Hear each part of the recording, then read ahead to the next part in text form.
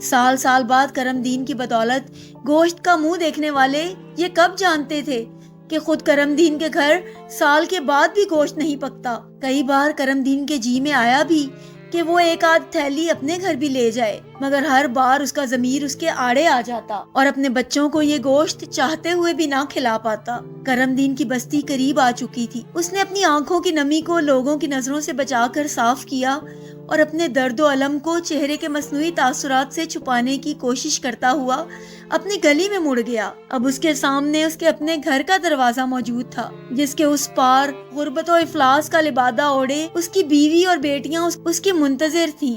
کرم دین نے کچھ لمحے توقف کر کے دروازہ کھٹکھٹایا۔ اس کی چھوٹی بیٹی نے دروازے کے درز میں سے اپنے باپ کو دیکھ کر دروازہ کھول دیا۔ کرم دین سر جھکائے ہوئے اپنے گھر میں داخل ہو گیا۔ اس نے اسی طرح اونچی آواز میں سب کو سلام کر کے سر اٹھایا تو دیکھ کے حیران رہ گیا کہ اس کے صحن کے بیچوں بیچ کھانے پکانے کے سامان کا ڈھیر لگا ہوا ہے۔